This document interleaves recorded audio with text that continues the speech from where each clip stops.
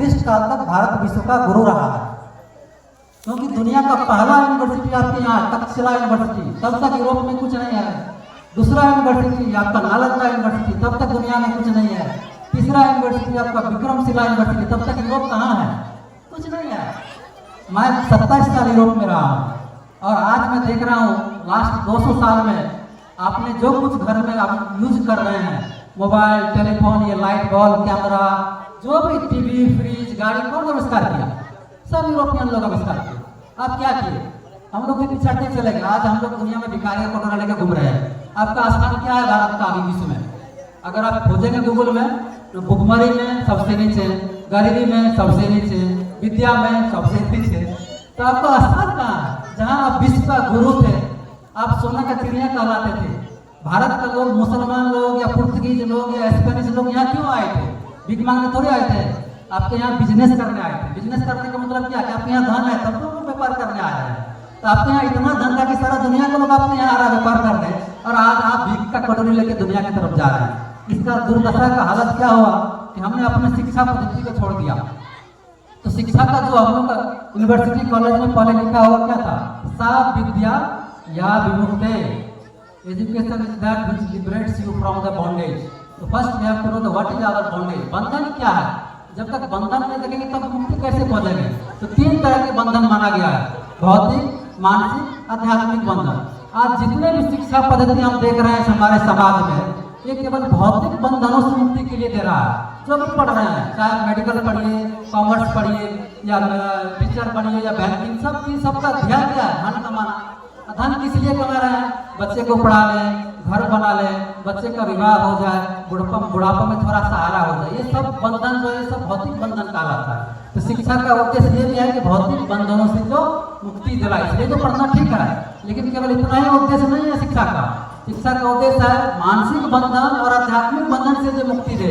अब मानसिक बंधन क्या है? आप घर से निकलते हैं, आप बिल्ली रास्ता काट दिया, बोले अरे यात्रा खराब हो गया, यही है मानसिक बंधन।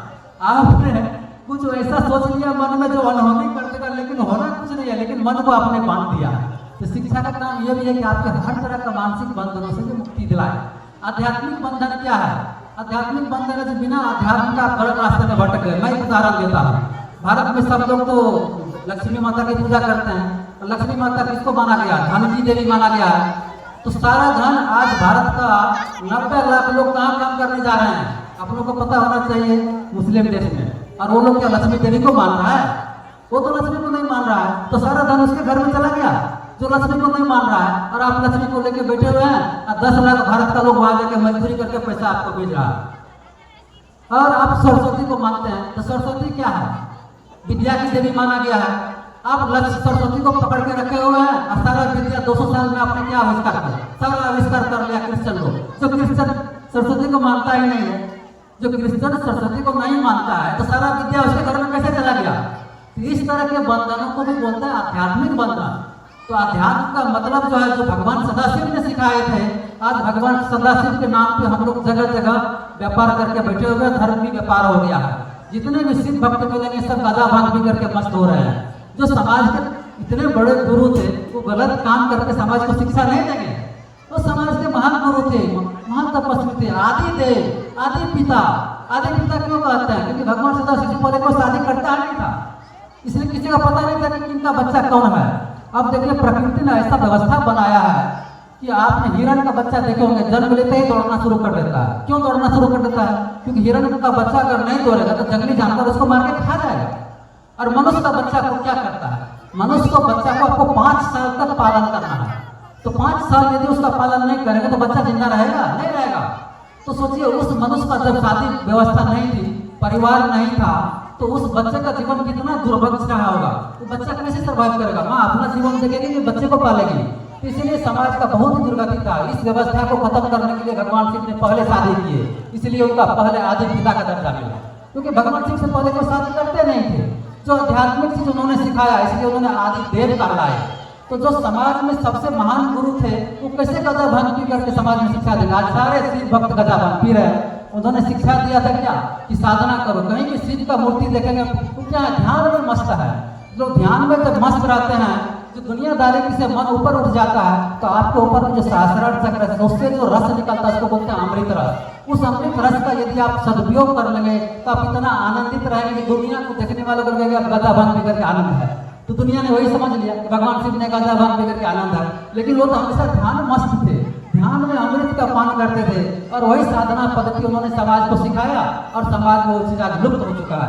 आनंद मार्ग ने फिर से उसी धरती पर आकर के जो असली साधना क्या है, असली अध्यात्म क्या है, इस सब चीज की शिक्षा दे रहा है। इसलिए विद्या का मतलब यह है कि तीनों बंधनों से मुक्ति दो, भौतिक बंधन, मानसिक बंधन, आध्यात्मिक बंधन। तो हम लोग तो आज तीनों बंधन में फंसे हुए हैं। आज भारत न तो भौतिक बंधन से मुक्ति दिला रहा है, भारत में कितने लोग बेरोजगार है, सब लोग डिलीवरी बॉय बन के बन बैठा हुआ है, सब लोग विदेश भाग रहा है कमाने के लिए। न तो आप इस विद्या से भौतिक बंधन का मुक्ति दे रहे हैं, मानसिक आध्यात्मिक बंधन की तो बात ही छोड़ दीजिए, उसमें तो हम लोग भिखारी हो गए। और आप आज भी अगर भारत में विश्व में स्थान है तो केवल अध्यात्म को लेकर है। अगर आप विद्या के मामले में, धन के मामले में बात करेंगे तो वो लोग आपको भिखारी से ज्यादा नहीं समझता है, लेकिन जब अध्यात्म की बात आती है तो वो लोग सर झुकाता है कि हाँ हमसे आप अच्छे हैं, क्योंकि हमारे पास ये नहीं है। तो हम अपने अध्यात्म को छोड़ करके और उसके पीछे भाग रहे हैं। जो सारा दुनिया जो लोग सोचता है कि धन दौलत से शांति हो जाएगा, ये गलत फहमी है। धन से शांति नहीं होता है, क्योंकि मैं स्वीडन का नागरिक हूँ। मैं आप लोग सोचते होंगे दुनिया में सबसे धनी देश माना गया स्वीडन, डेनमार्क, फिनलैंड, आइसलैंड। ये लोग इतना धनी है कि वहाँ सारे अपने नागरिक को भोजन, वस्त्र, शिक्षा, चिकित्सा, वस्त्र किया है सारे नागरिक को। तो कितना उसके पास पैसा, दुनिया में उसके उतना किसी के पास नहीं होगा। फिर भी वहाँ का लोग इतना मानसिक पागल क्यों है? वहाँ का हॉस्पिटल में सबसे ज्यादा बीमारी लोग मानसिक बीमारी से ग्रसित है। साइकेट्रिक डिपार्टमेंट बोलते हैं, वहाँ जाके देखेंगे तो सब लोग मानसिक बीमारी से वहाँ हॉस्पिटल भरा हुआ। अगर धन दौलत की शांति होता तो सरकार तो वहाँ सब कुछ दिया हुआ, उसको घर बनाना नहीं है, बच्चे को पढ़ाना नहीं है, बुढ़ापे के लिए सोचना नहीं है, बीमारी है ही नहीं, क्योंकि सबके लिए दवाई पढ़ाई सब फ्री है। तो फिर भी इतना मानसिक बीमारी क्यों है? अध्यात्म नहीं है, वहाँ अध्यात्म नहीं है। इसलिए अध्यात्म के बिना आप मानसिक शांति नहीं पा सकते हैं। क्यों नहीं पा सकते हैं? क्योंकि सब लोग खोज रहा है आनंद, जाने अनजाने लोग उसी अनंत की ओर बढ़ रहा है। वो अनंत तो हो नहीं सकता है। वही अनंत कौन है? जिसको आप भगवान बोलिए, अल्लाह बोलिए, गॉड बोलिए, वही अनंत है, एक ही है। तो जाने अनजाने जब तक आप उस पथ पर नहीं जाएंगे तो आपके मन में शांति नहीं मिलेगी। इसलिए शिक्षा का मुख्य उद्देश्य है जो आपको तीनों बंधनों से मुक्ति दिलाए। और आनंद मार्ग का शिक्षा का यही उद्देश्य है। जगह जगह हम लोग दुनिया में जाकर प्रचार कर रहे हैं। आज आनंद मार्ग कम से कम 150 देशों से ज़्यादा, मैं तो खुद 25 देश में काम किया हूँ और आज 150 देश में आनंद मार्ग काम कर रहा है। और यही भारत की जो असली संस्कृति है उसको हम लोग दुनिया में जाकर आज बता रहे हैं कि भारत की संस्कृति क्या है। यहाँ पर आज हजारों तरह के साधु अपना अपना बिजनेस व्यापार करके बैठ गए हैं और लोग इतना गलतफहमी में फंसा हुआ है कि सही क्या है गलत क्या उसको विश्वास ही नहीं हो पा रहा है। इसलिए सही चीज को बताना आज सबका कर्तव्य है। और वो हमारी शिक्षा के माध्यम से, स्कूल के माध्यम से, कि हम छोटे छोटे बच्चे में जब संस्कार नहीं डालेंगे तो आगे जाके वो मनुष्य नहीं बनेगा। आपको तो पहले मैंने बोला 10 लाख वर्ष धरती पे मनुष्य आया और मात्र 500 साल में हमने धरती को रहने लायक नहीं छोड़ा है। ये मनुष्य ऐसा प्राणी है इस धरती पे, 84 लाख जीव में केवल मनुष्य एक ऐसा जीव है जो धरती को बर्बाद कर दिया है। तो ऐसा विकास लेके, ऐसा पढ़ाई लेके आप क्या करेंगे? जो यूरोपीय विकास है, जो पश्चिमी विकास है, धरती को तो विनाश कर रहा है। अब जंगल काट करके आज ग्लोबल वार्मिंग हर क्षेत्र में तबाही मचा हुआ है। केवल 1.5 डिग्री टेम्परेचर अगर बढ़ जाए तो धरती पर तबाही मच जाएगा। ये स्थिति आने वाली, लेकिन भविष्य के लिए कोई सोच ही नहीं रहा, सब अपने तुरंत फायदा के लिए सोच रहा है। और इसलिए आनंद मार्ग की शिक्षा पद्धति एक ऐसा मनुष्य तैयार करेगा जो अपना तो भलाई करेगा ही, दुनिया का भी भलाई करेगा और आज ही नहीं आने वाले पीढ़ी का भी भलाई करेगा। यही आनंद मार्ग शिक्षा का मुख्य उद्देश्य है। इतना ही करके मैं अपने वाणी को नमस्कार।